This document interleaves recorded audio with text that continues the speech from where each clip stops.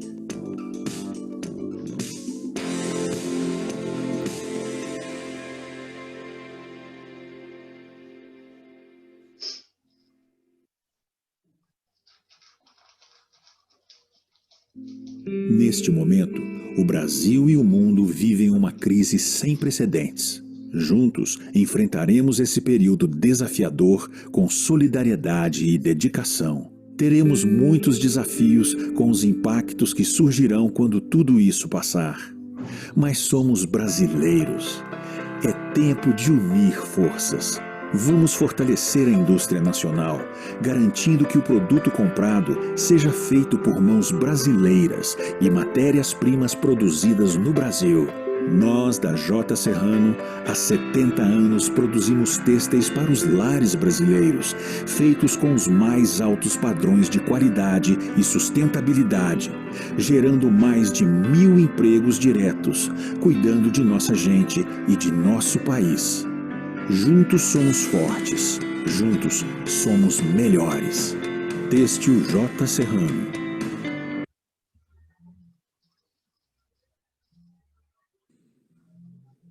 Olá, eu sou Leia Vesely e venho te fazer um convite especial.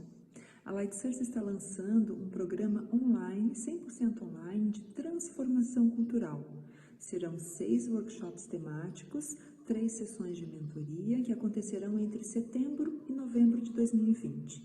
Além de eu estar com você acompanhando toda a sua jornada, com apoio e suporte de coaching e de mentoria, a gente também vai contar com a participação de especialistas em áreas de gestão de marca, de estratégias de crescimento e também de cultura de governança e de longo prazo.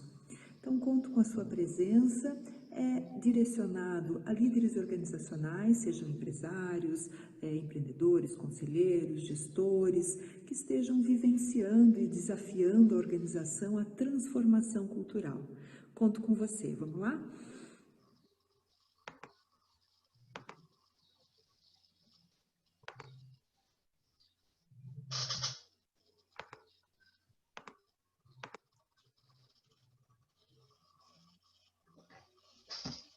Olá, boa tarde a todos. Bem-vindos a mais uma edição do webinar Setor Moveleiro. Para quem não me conhece, eu sou a Thaís Laurindo, editora-chefe da plataforma de negócios Setor Moveleiro, conteúdo estratégico e marketplace. É uma honra poder estar aqui compartilhando essa experiência com vocês também e, sobretudo, se tratando de um assunto tão importante, tão atual, que é esse aquecimento do nosso setor moveleiro em meio à pandemia, trazendo um panorama bastante objetivo sobre tudo que aconteceu, vem acontecendo e pode vir a acontecer em um cenário tão atípico quanto o ano de 2020, com essa aceleração de tendências e tantas mudanças, né? Antes de mais nada, eu gostaria de agradecer ao apoio da Abmóvel, ao patrocínio da Bernec, Feira Formobile, Movelpar 2021, Saerlac, Têxtil J. Serrano. Muito obrigada, sem vocês esse evento online não seria possível e parabéns pelo comprometimento com o setor. Tenho certeza que grande parte desse bom momento se dá graças a empresas comprometidas, a grupos comprometidos como o de vocês. Hoje a dinâmica está um pouquinho diferente.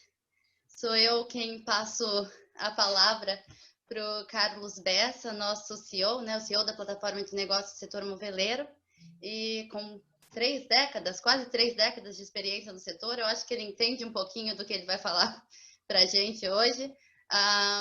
Boa tarde, Bessa.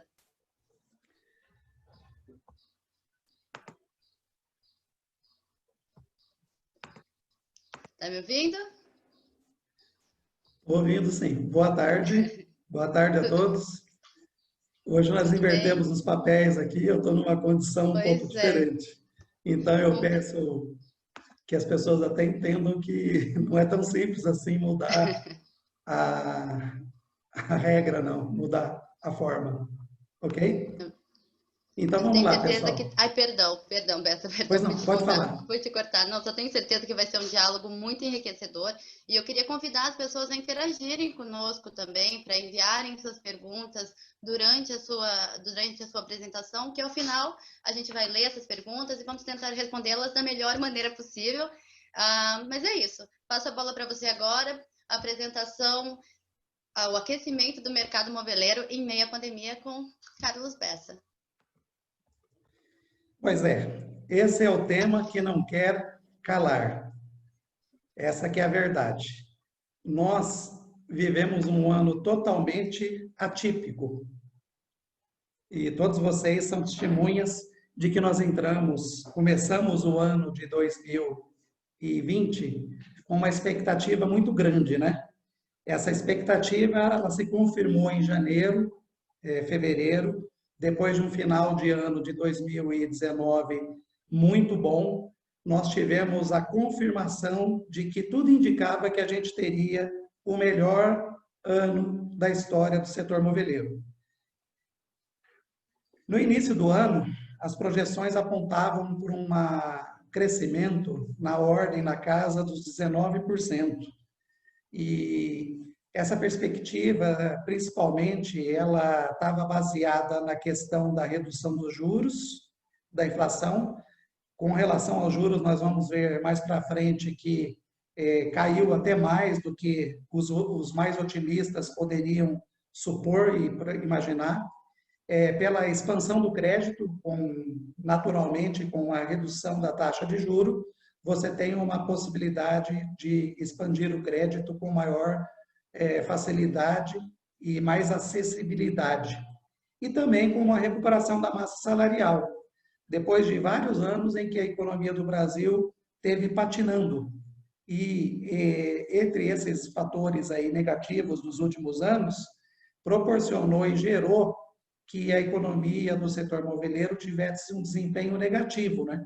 Então, a gente teve uma redução de 13,8% na produção e 14,8% em volume na venda de móveis e varejos e colchões entre 2014 e 2019. Então, já havia vários anos que a gente estava correndo atrás do resultado. Eis que chega a pandemia da Covid-19 pós-carnaval. Depois do carnaval, a gente descobriu que a gente tinha vírus e que tinha que conter essa escalada. E essa escalada, então, no primeiro momento, gerou um impacto muito negativo, causando muitas incertezas.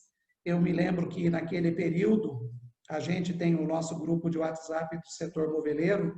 Esse grupo ficava 24 horas por dia ativo. 24 horas é exagero, mas quase 24 horas por dia. Muita demonstração de insegurança, muita inquietação, muita preocupação, o que vai ser agora, e toda essa incerteza, ela tinha uma razão muito forte, muito grande de ser, ligada ao distanciamento social. Afinal de contas, com o distanciamento social, com o lockdown, o comércio parou, a indústria acompanhou essa parada e criou-se um cenário negro naquele período, ali entre março e abril, principalmente. E também existia uma dúvida muito grande, porque o câmbio disparou. Toda vez que o câmbio disparou na história econômica do Brasil, isso gerou uma inflação, gerou uma dificuldade de acesso a matérias-primas internacionais, e tudo isso, então, povoava e habitava o inconsciente coletivo do empresário moveleiro, que naquele momento se perguntava: como que nós vamos decifrar esse novo cenário? Qual é esse novo cenário? O que nos aguarda nesse novo cenário? Bom, a produção de valor de imóveis em 2019, segundo o IEM, que é a principal referência em inteligência de mercado no Brasil, indicou que a gente fechou o ano com 69,9 bilhões de reais de faturamento. Ok, o próprio IEM, como eu disse há pouco, projetava um crescimento de 19% em 2021, em 2020 até 2021. Sendo assim, a gente ia recuperar boa parte daquilo que foi perdido nos últimos anos, como já disse também anteriormente. Bom, o que parecia ser um cenário de crescimento consistente da produção foi reduzido por uma enorme produção nos primeiros meses da quarentena, do distanciamento social, seja lá qual for a denominação que a gente for usar para aquele período em que as pessoas foram reclusas em seus lares, e então isso causou uma verdadeira transformação e uma verdadeira revolução no hábito de consumo e, por consequência, no desempenho da indústria e do varejo no Brasil. Então, entre março e maio, estima-se uma queda de 10,2% no volume de peças e 9,9% no valor de vendas. E o IEM prevê, então, que uma perda de 10%, de 10,3% no volume de peça contra 0,8%, frente aos resultados de 2019. O que veio depois, então? Aquilo que parecia ser o inferno na torre passou a apresentar algumas possibilidades, especialmente para o setor de casa e lar, fantástico.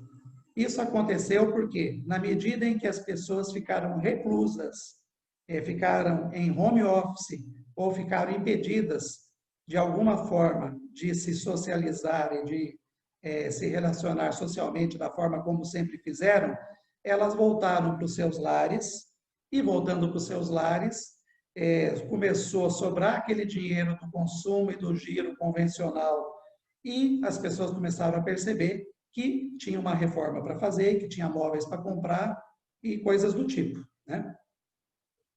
Bom, o próprio empresário, nesse meio tempo, ele passou a adotar novos modelos comerciais. Eu estou me referindo agora especificamente ao empresário moveleiro, tanto seja de gestão, como também seja na forma até de comercialização. E nesse momento da nossa história moveleira, os canais de venda online explodiram em forma de e-commerce, tanto no Brasil como no mundo. Nós temos relatos de situações que aconteceram com essa repercussão e com essa reação. Além do Brasil, na Europa, Reino Unido, China, Estados Unidos e mesmo em países da África também tiveram esse reflexo. Citando grandes redes varejistas que nós temos no Brasil, que já vinham caminhando para esse movimento do comércio eletrônico, caso, por exemplo, do Magazine Luiza e da Via Varejo, especialmente essas redes tiveram uma explosão do movimento nos seus canais de venda. E essa explosão causou até uma repercussão absurda no próprio valor de face dessas empresas, né? Que passaram a ser absurdamente valorizadas. a partir de então. Isso tudo, como eu disse há pouco, foi porque a casa passou a ser o lugar central de nossas vidas. A casa virou escola, as crianças começaram a fazer aula por internet, o espaço de lazer passou a ser a sala de casa, o quintal de casa, a cozinha de casa, o quarto, e tudo isso, como foi dito já, então, levou a uma reavaliação de que ênfase e de que prioridade esse espaço merecia, já que a gente precisava, a partir de agora, ficar tanto tempo nele como a gente não ficava antes, né? Então, sendo assim, os consumidores passaram não só a utilizar, quanto a compreender o impacto das suas escolhas e da necessidade de se investir em bons móveis. Bom, dessa forma, o índice de volume de vendas, então, em junho, agora nós já estamos entrando em junho, reverteu com sobra a variação negativa, que em maio tinha sido de 13,3%. Então, na comparação com junho do ano passado, nós tivemos um crescimento de 21,7%, que foi a maior taxa de crescimento desde janeiro de 2012. Na época tinha sido 24,1%. O resultado, então, reduziu significativamente também a queda do acumulado do ano. Em maio, a gente falava em menos 9,3%, e agora, então, a gente estava falando de 4,4% negativo. O índice acumulado nos 12 meses, segundo o IBGE, subiu de 0,4% para 2% em junho. Não é à toa que a categoria móveis elétricos configura há meses em segundo lugar, quando os assuntos são as vendas do comércio eletrônico nacional. Aqui a gente tem uma informação que talvez vocês não consigam enxergar muito bem, mas depois no próprio vídeo do YouTube vocês vão conseguir enxergar melhor, de uma empresa especializada em retenção de clientes, que é a AD. A AD, ela relaciona o desempenho de empresas afiliadas, e aqui tem um exemplo de um afiliado com crescimento do faturamento no ano, então, de junho, né, de 2020, ele teve um resultado, então, 29,4% superior até aquele período, enquanto a média dos seus afiliados tinha um resultado de 17,38%. Bom, isso significa, passo a passo, assim, se a gente compara 2018 com 2019, a gente tem um aumento de 4%. Se a gente compara janeiro de 2019 com janeiro de 2020, a gente tinha já um aumento de 21%, ainda segundo os números da AD. E se a gente compara fevereiro de 2019 a fevereiro de 2020, nós estamos falando de 17,1%. Se a gente compara março de 2019 com março de 2020, que foi o impacto da crise do lockdown, do distanciamento social, nós estamos falando de uma queda de 6,7%, mas nem tudo que é tão ruim não pode ficar pior. Quando chegou em abril, o número era de 51,3% negativo nessas empresas afiliadas ao AAD. Olha só que coisa impressionante, né? Bom, a hora que chegou em maio, a gente já começou a diminuir a distância, e quando chegou, então, junho de 2019, comparado com junho de 2020, nós já tivemos um aumento de 57,5% sobre a base do ano anterior, no mesmo período. Quando chega em julho, o número chega a 61,8%.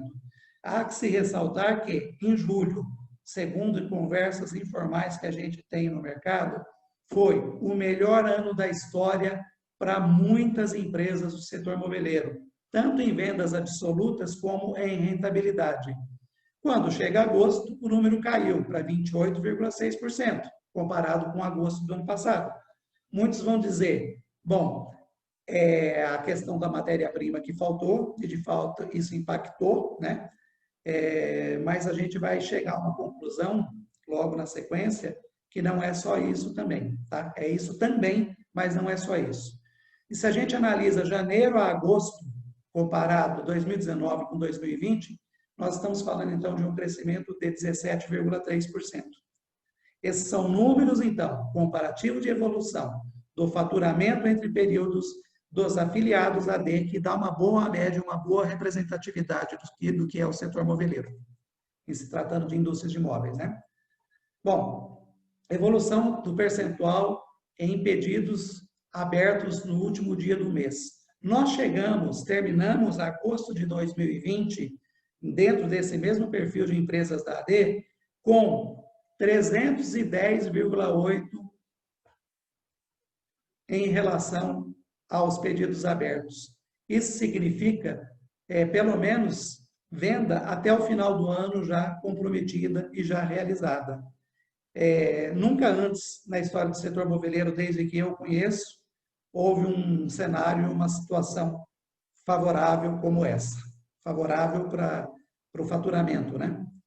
E aí, um dado mais de curiosidade com relação à inadimplência, quando a gente estava em março e abril, a gente atingiu o pico nessas empresas afiliadas da AD, chegando a 22,8% de inadimplência, que seriam lojistas, no caso, né?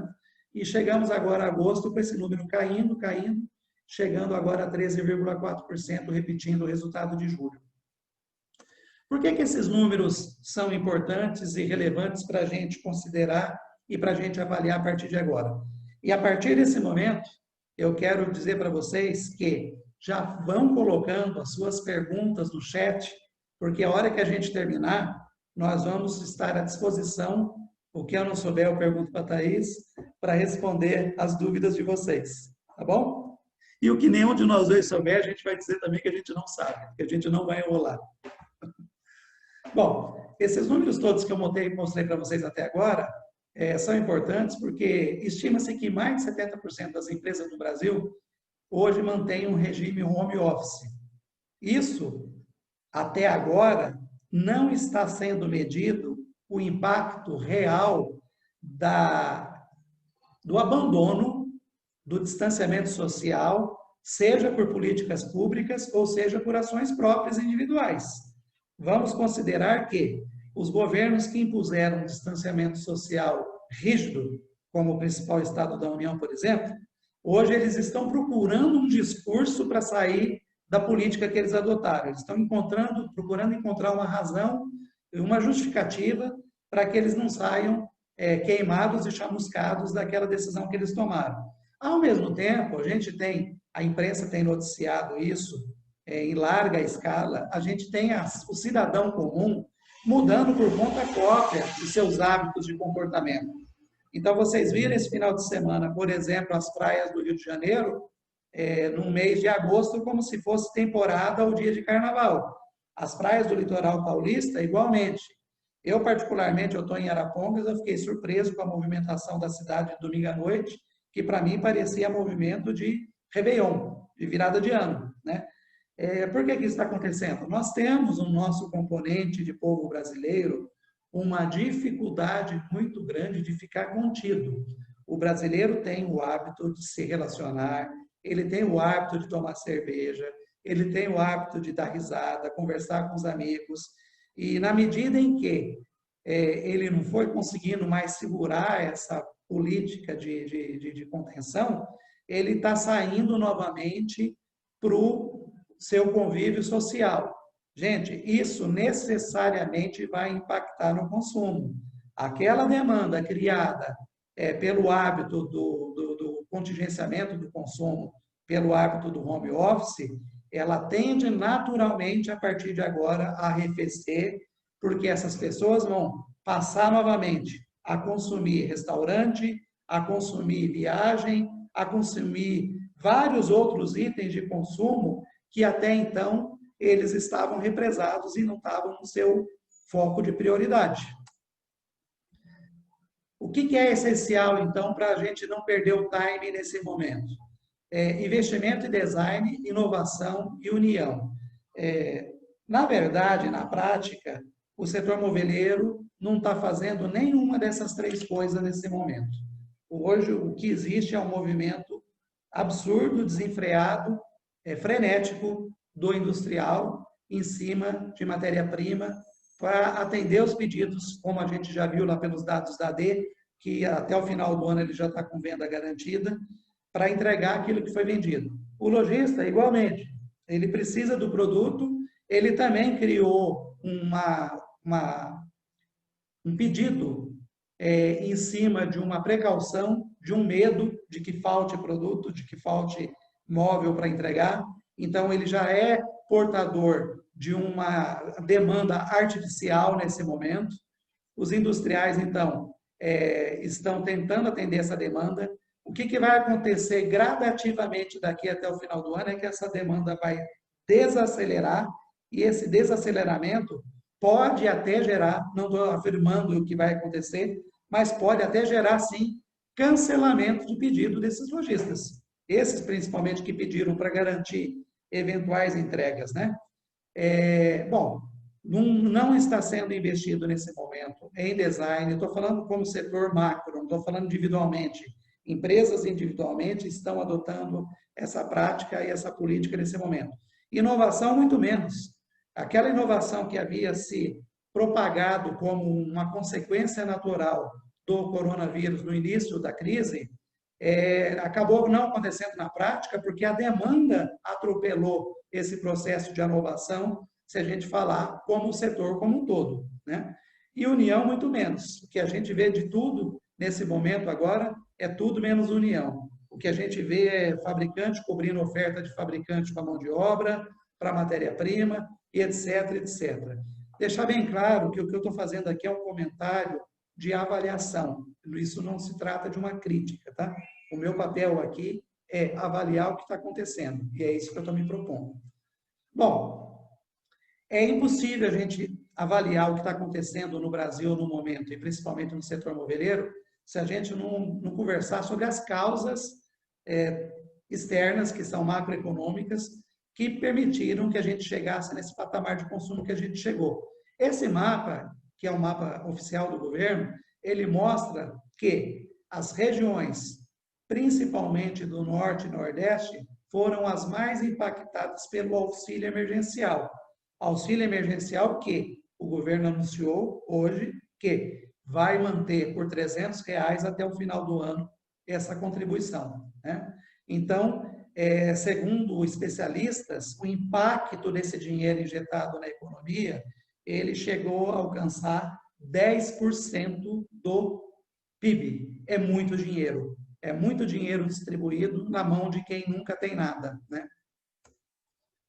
E o custo do dinheiro, como a gente falou lá no começo, dos componentes do tripé da macroeconomia, é custo do dinheiro. Se você tem uma Selic que foi caindo, chegando ao seu nível histórico baixo no mês de julho, agosto, chegando aí no patamar de 2%, você tem um dinheiro que não custa muito, que não só não está sendo colocado à disposição porque os bancos preventivamente têm medo do calote. O governo criou políticas de financiamento e de custeio para a pequena e para a média empresa, que boa parte das empresas não viram a cor desse dinheiro, porque os próprios agentes financeiros criaram essa dificuldade, mas não é pelo custo do dinheiro, que foi sempre o fator de contenção na história recente do Brasil. Todas as outras crises que o Brasil viveu, o dinheiro tinha uma taxa de Selic como fonte de origem absurdamente alta. Dessa vez não aconteceu. Isso também contribuiu para que o consumo criasse essa referência positiva. A dívida pública do Brasil hoje, ela é o maior imbróglio e o maior fator de preocupação, com certeza, do Paulo Guedes e da sua equipe. Nós chegamos aí a perto de 100% de dívida pública. Você vai falar, mas os Estados Unidos têm uma dívida pública muito maior do que essa. É verdade. Os Estados Unidos têm uma dívida pública muito maior do que essa, mas ele tem uma economia também muito mais dinâmica e muito mais pungente do que a nossa. Há um fator, esse é um fator de desespero? Não, é só um fator de preocupação. Porque o governo precisa ter, a partir de agora, políticas que tranquilizem a atividade produtiva e o capital, os próprios agentes financeiros, de que não vai haver uma perda de controle sobre o tamanho da evolução da dívida pública e que isso não vai se refletir em inflação, que quem tem memória sabe que inflação é o maior inimigo do crescimento econômico, é o maior inimigo da distribuição de renda e é o maior inimigo também das empresas. Esse momento que nós estamos vivendo, em que os preços estão sendo reajustados, tanto do fornecedor para a indústria, como da indústria para o varejo, isso não pode ser uma regra a partir de agora. Isso precisa ser uma exceção, senão os maiores prejudicados seremos todos nós. Então a gente fala de incerteza, né? E desse novo de novo. Indústria correndo contra o tempo pela contratação e recontratação de funcionários. A gente sabe de apagão de mão de obra. Existem polos como o de Arapongas, por exemplo, que hoje existe pleno emprego na indústria moveleira, né? Empresas que não estão dando conta de atender ao prazo de demanda dos lojistas. Também porque demitiram no período que avaliaram que precisariam demitir, e também porque a produção subiu a um patamar e estabilizou-se num patamar que não era esperado, embora fosse sonhado. É natural que nesse cenário tenha faltado, como está faltando, matéria-prima. Eu não sou daqueles apregoeiros do caos que querem atribuir para A, para B ou para C um papel de responsabilidade ou de terceirização de culpa pelo momento que nós estamos vivendo. Quando nós estávamos em março, que foi no pico do lockdown, do distanciamento social, a indústria moveleira, de forma quase genérica, não vou dizer que foi genérica porque existem exceções, cancelou seus pedidos junto aos fornecedores. É uma coisa natural. Agora, o comércio se estabeleceu num patamar em que a indústria não está pronta e não está apta para atender. E esse patamar não é real. Não justificaria um aumento, uma importação, qualquer coisa, porque isso não vai se sustentar, segundo os mais pessimistas, a partir de janeiro, fevereiro, né? Então, até quando? Esse momento é o momento do teste, da resiliência da indústria moveleira, da sua capacidade de administrar a escassez de mão de obra, escassez de matéria-prima, a própria necessidade do lojista e a sua própria visão estratégica, que é o que deveria estar sendo colocado como prioridade hoje pela indústria, porque isso vai passar. E no dia seguinte, como é que vai ser? O governo não pode manter políticas governamentais de estímulo da economia, como ele está fazendo com esses R$600, agora 300, porque o caixa da União não comporta e não suporta. A economia vai precisar se estabilizar naturalmente. O que nós podemos afirmar, então, é que, infelizmente, essa euforia vai passar e, com o fim do auxílio emergencial, naturalmente, a indústria vai se estabilizar, o comércio vai se estabilizar e o fornecedor vai se estabilizar. Agora, nós precisamos aprender com isso e definir um novo patamar. Existem especialistas que sugerem que o patamar ideal para a gente fazer o planejamento a partir de agora é o patamar de janeiro e fevereiro desse ano, que já indicava um aumento de 19% a 20% sobre o ano anterior. Enfim, essa é a contribuição que eu tinha para apresentar para vocês aqui, nesse momento, né? Então, eu quero colocar agora para que a gente tenha a possibilidade e a oportunidade, então, de devolver a palavra para a Thaís. Tessa, muito obrigada, sempre muito enriquecedor, sempre aprendendo muito também, né? Eu espero que para quem esteja nos vendo, eles tenham conseguido absorver também bastante desse seu conhecimento, da sua visão de mercado, e que também contribuam aí com a gente, compartilhando suas ideias, seus insights, se não agora também no próximo momento, por meio do nosso grupo, no WhatsApp. Enfim, eu tenho aqui que eu gostaria de ler, de compartilhar com você, Bessa. Não é bem uma pergunta, mas algumas considerações que o Marcelo Senac coloca aqui pra gente. Eu vou ler o que ele colocou no nosso chat e você pode discorrer um pouco sobre isso, tá bom? Ok. Ele diz assim: tema importante, mais complexo e difícil de diagnosticar. De fato, bem difícil de diagnosticar. A verdade é que existe uma demanda atual que deve ser atendida em cima dos produtos que já existem. A ajuda emergencial está impactando consideravelmente nosso setor e outros também, mas abre-se uma oportunidade para reposicionar o mobiliário, melhorando qualidade, design e funcionalidade, já que o consumidor mostra maior interesse em sua casa. Então, o que ele diz é que a demanda atual é em cima dos produtos que já existem, mas da minha leitura aqui, mas não seria então o momento de realmente se investir em design, se investir em inovação? Você já falou um pouco disso, mas queria que você discorresse um pouco mais.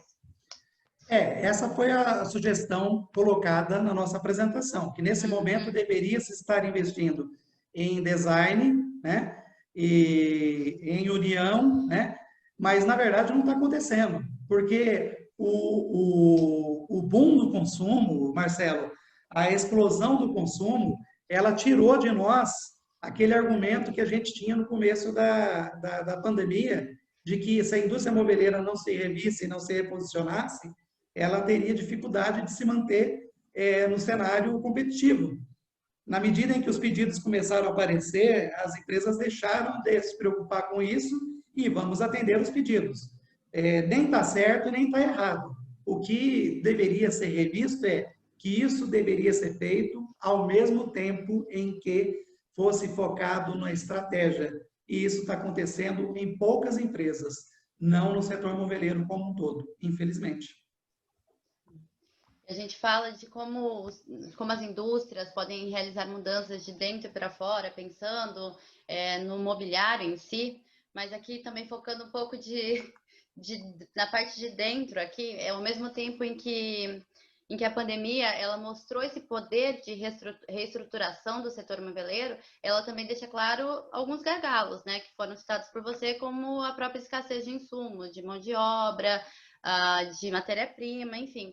Qual que é o papel da própria indústria em contornar esses gargalos, esses gaps, para a gente começar o próximo ano, que haverá essa ressaca, né, no consumo de imóveis, mas o que a própria indústria, o próprio fabricante pode fazer em termos de negociação, de economia colaborativa entre outros membros do mesmo polo, enfim, para contornar gargalos como da escassez de mão de obra e da escassez de mão de obra e também, da escassez de mão de obra e também de matéria-prima.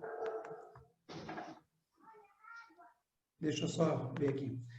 Foi importante que você tocou nesse assunto, porque me dá a oportunidade para resgatar um ponto que eu acho que eu passei meio batido. Se a gente falar em crescimento da economia, a gente vai ter que avaliar a questão de infraestrutura do Brasil. Todos os especialistas que opinam a respeito desse assunto, eles são unânimes em afirmar que o Brasil não tem infraestrutura para crescer mais do que 3%, 4% ao ano.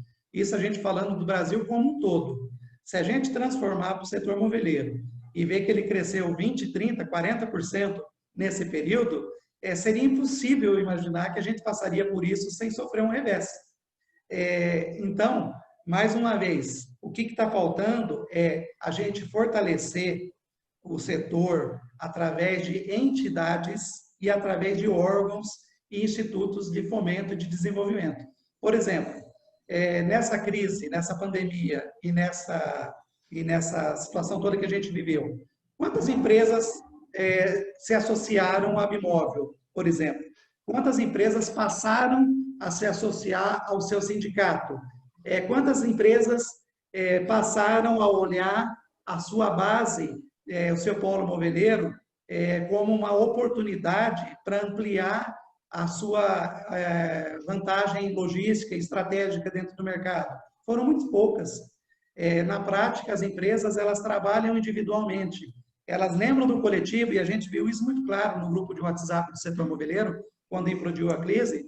Quando a gente estava no momento de crise, o grupo explodiu. E explodiu por quê? Porque era um momento em que estava a água batendo no pescoço. Na medida em que as coisas foram melhorando, cada um foi voltando para a sua realidade. Está errado? Não, não está errado. Não é isso que a gente está afirmando, nós da plataforma Setor Moveleiro. O que nós estamos afirmando é que precisa ser feito isso e aquilo ao mesmo tempo. Ótimo. E aqui a gente tem mais uma pergunta que vem do Laércio Comar, da AD. E ele diz: Bessa, conhecedor dos players do mercado moveleiro, você vê diferença na forma de administrar as empresas nesta pandemia entre os fabricantes de imóveis e os fornecedores?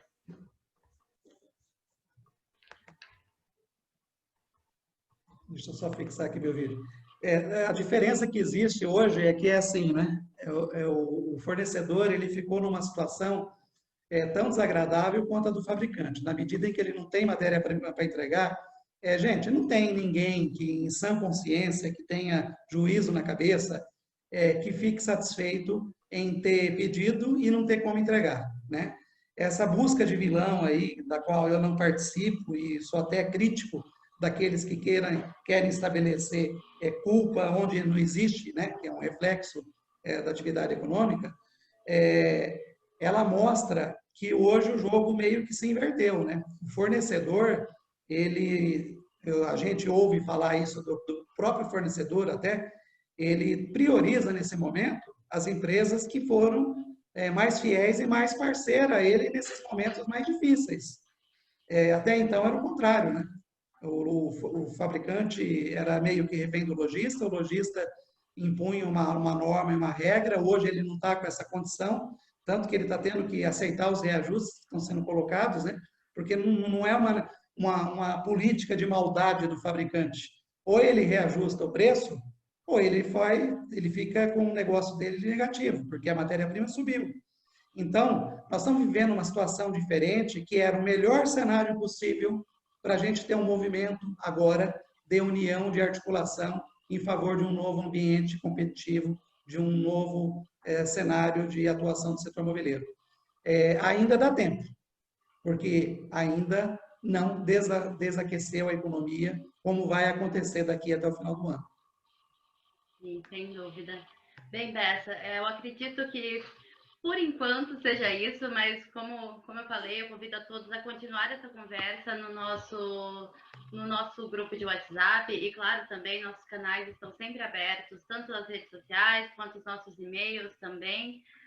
Mandem suas dúvidas, a gente vai estar aqui, terão muitos outros webinários também pela frente. Bem, e falando nisso, queria já convidá-los, né, Bessa, aproveitar para convidar para o próximo webinar, que também vai ser interessantíssimo, como sempre, que é o tema do próximo webinar, na próxima terça-feira, é Design Híbrido, a era do home office e os impactos na indústria moveleira, uma continuação, né, do assunto de hoje, inclusive, com as participações de Andréa Correia, da Bernec, Camila Bartalena, da Real, Eduardo Núncio, da Carraro, e Rosana Belo, da Móveis Belo. Então, gostaria que todos se inscrevessem, o link é permanente, ele está ali nas nossas redes sociais, ele também está sempre sendo postado pelo Bessa ali nos nossos outros canais, como no próprio grupo do WhatsApp, Setor Moveleiro, e fica aí o convite para todos, e na verdade chegou mais uma pergunta aqui para você, Bessa. Vamos lá, vamos aproveitar. Olha, essa pergunta é um pouco complicada, viu? Um pouco complicada. Vai precisar de uma bola de cristal aí. Meu amigo Bessa, do Osmani Pinheiro, inclusive. Meu amigo Bessa, pergunta de 5 bilhões de dólares. Até quando vai essa situação consumista? Até quando vai? Essa situação consumista, esse aquecimento do consumo no Brasil. Então, ninguém tem a resposta para essa pergunta exata. O que existem é a interpretação de movimentos. E elas sugerem que, daqui até o final do ano, haverão pedidos que estão encarteirados que serão cancelados, que são pedidos preventivos, feitos para se garantir, né, um eventual desabastecimento, uma falta de produto, de que a normalização não vai dar um cenário para que isso aconteça de fato. E existe, então, essa leitura, e a leitura é: o melhor cenário para projetar a indústria moveleira hoje é o mercado moveleiro de 2020 em janeiro, fevereiro. Esse é o patamar de referência. Não é essa loucura que está aí, não, Osmani. Realmente é um cenário, como eu falei no começo, é um cenário extremamente atípico, que a gente tem de referência realmente são os bons números do começo do ano. Claro que as perspectivas nem tanto, mas pelo menos aquele panorama do início do ano, né? Bem, eu acho que... obrigado, meu amigo, ele agradece. Obrigado, Osmani. Ele agradece. Bem, Bessa, tem mais alguma coisa para compartilhar com a gente? Mais alguma informação, consideração? É dizer apenas que nós, da plataforma de conteúdo e negócios setor moveleiro, nós vamos continuar alimentando o mercado com informações relevantes para a tomada de decisão. Nós vamos continuar fazendo o nosso trabalho e aqui é coisa de vendedor, Thaís, você desculpa, mas eu não consigo, né? Com o apoio da Bimóvel, patrocínios da Bernec, da Feira Formóvel, da Movelpar, da Têxtil J. Serrano e da Saerlac, que são aqueles que estão possibilitando que a gente continue com essa mensagem de agregação, essa mensagem positiva para o setor moveleiro. Claro, também, né? Em meu nome também agradeço muito a eles pela confiança no nosso trabalho. Por favor, continuem não só confiando, como colaborando conosco também, né? Sempre compartilhando informação de mercado, tão importante para todos nós, para que a gente consiga sempre compartilhar com os nossos amigos daqui também. Agradeço a vocês, peço desculpas um pouco pelo nervosismo a primeira vez, mas os próximos estaremos aqui novamente. Bem, parabéns, Bessa, pela apresentação, foi uma honra estar desse lado. E é isso, gente. Muito obrigada a todos e um grande abraço. Até a próxima, né? Até a próxima. Até o próximo webinar.